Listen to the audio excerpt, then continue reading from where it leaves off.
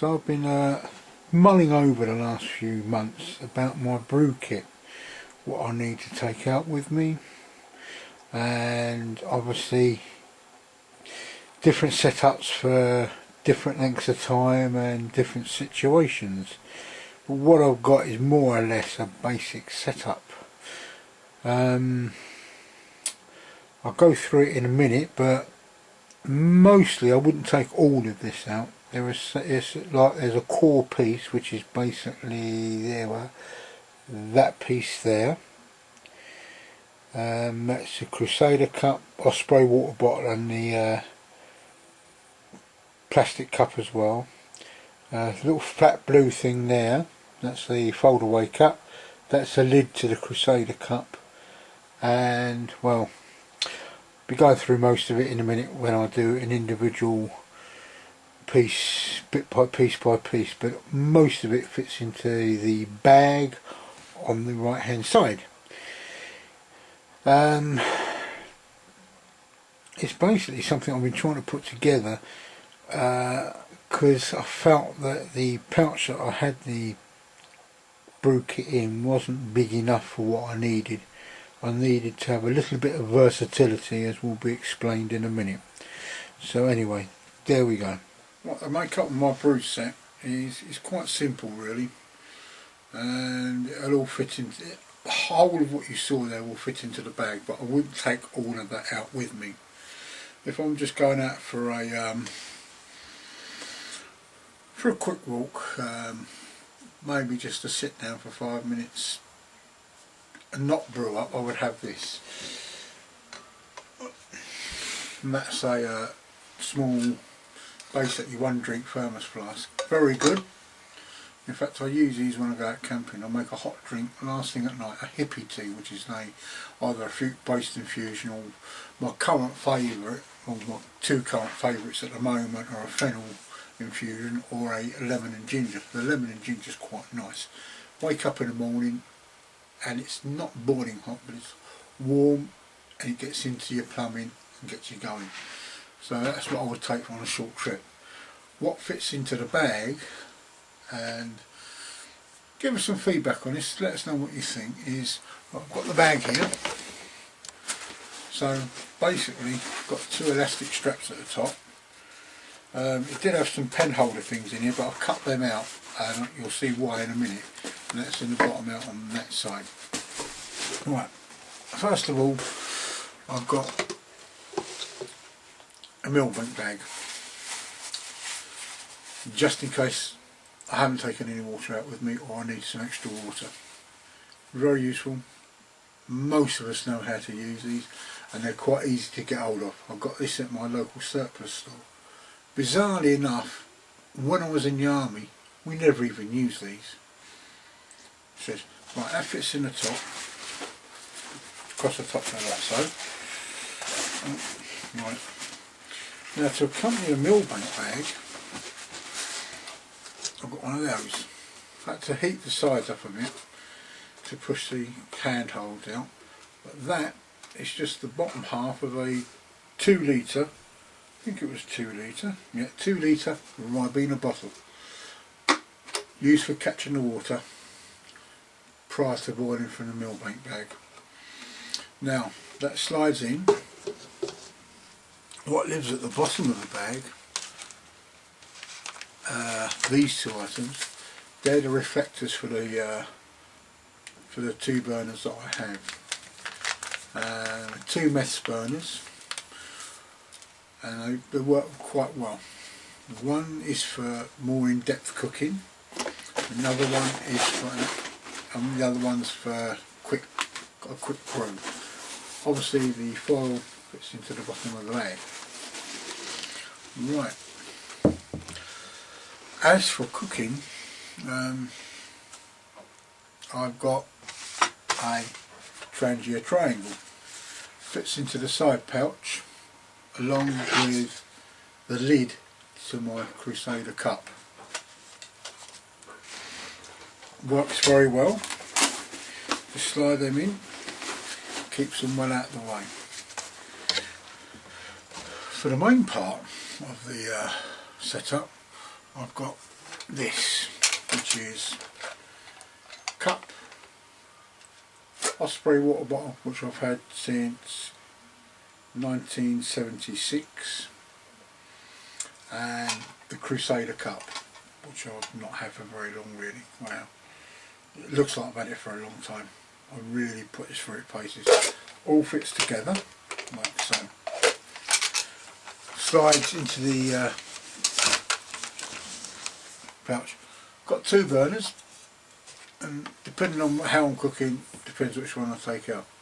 That one is a Crusader cup burner. Leaves a lot to be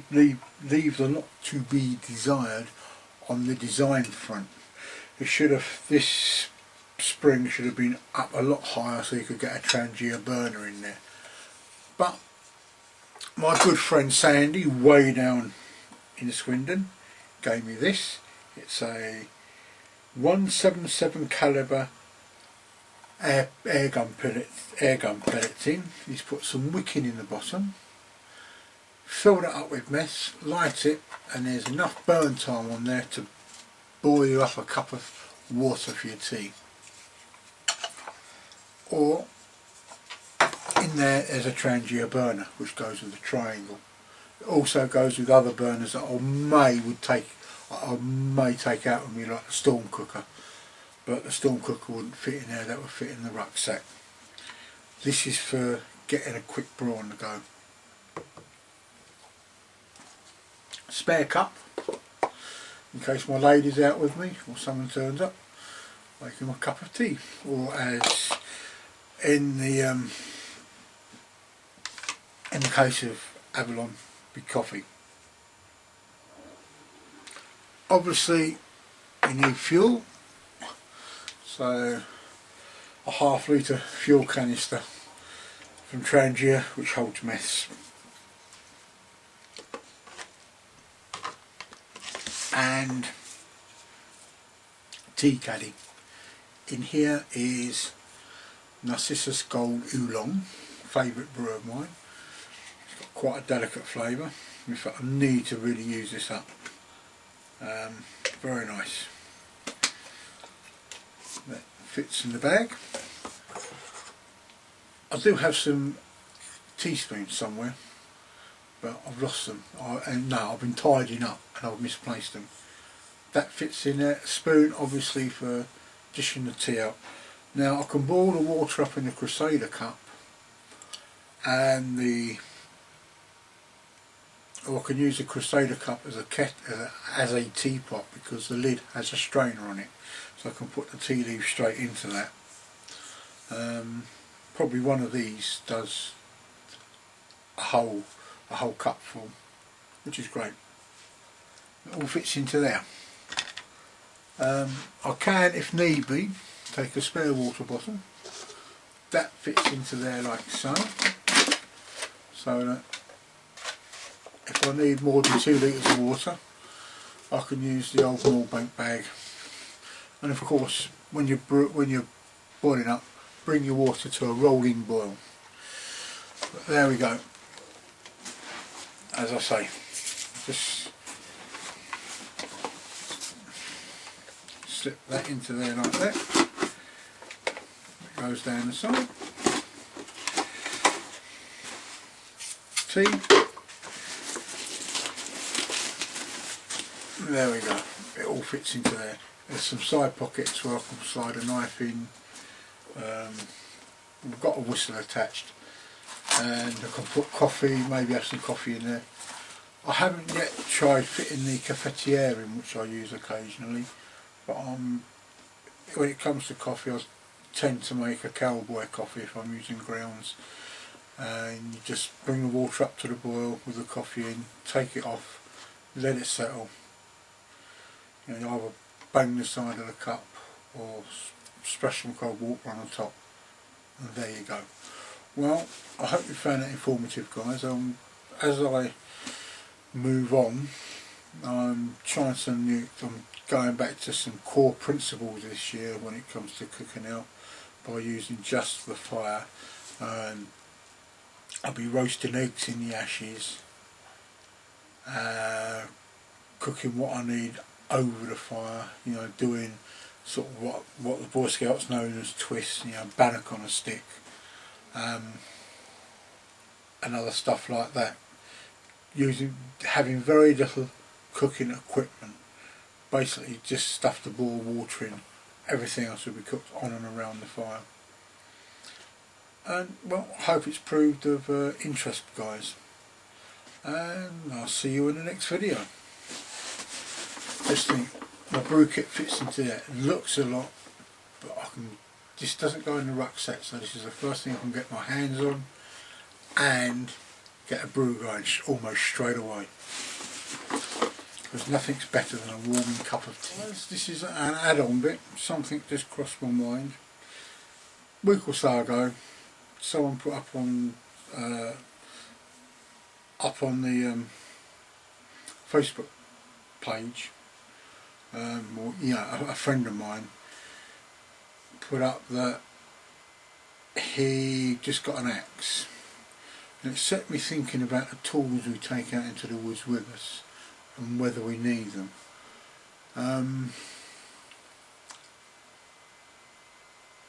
Of late, when I've been out walking, I've just taken my pocket knife with me, because I've got a Trangia burner which doesn't need any wood, and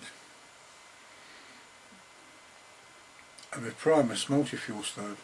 But I can understand the use of a knife and a saw, but for the majority of people, do we actually need to use the axe? And often the case is no.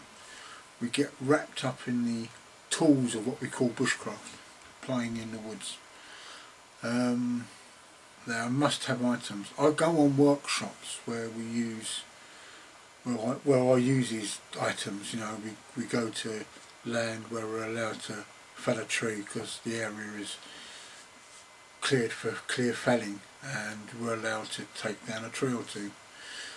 We have axes. We learn backwoods skills for when we're actually working in the backwoods, which I don't go out there very often. Most of my woodland's quite urban, so I often wonder, you know, do we need the axe? Do we need the buck saw? Often as not, as I've said, we don't. What is immensely useful, more than anything else, is the throw. Great for splitting wood. If most of the wood we find is quite small, or most of the wood we need for a fire is quite small, we don't need large fires. You can use your knife to split wood, but I always find the throw far easier, because you've got a handle and you can actually work down. It's a better bit of kit. That combined with the pocket saw, and you're laughing as far as making firewood goes. It's by far the hardest part of any camp setup, is gathering the firewood, getting it ready, and particularly this time of year, most of it is very, very damp, so you get an awful lot of smoke with it as well. Anyway guys, I might bring this up again as another topic later on. Other than that, it's goodbye. Just to give you the heads up, the Rainier series is doing very well. I've been much impressed by it. It inspires you to go out. He doesn't do bushcraft as such on there, but he does other stuff. He's inspiring people to go out nature watching in this wonderful country of ours called Great Britain. You might not think there's a lot out there, but if you've seen in my previous vid about a sparrowhawk, you realise it's almost on your doorstep. Bye guys, see you down the line, and if you want anything in particular, just let us know and I will do it for you. Bye.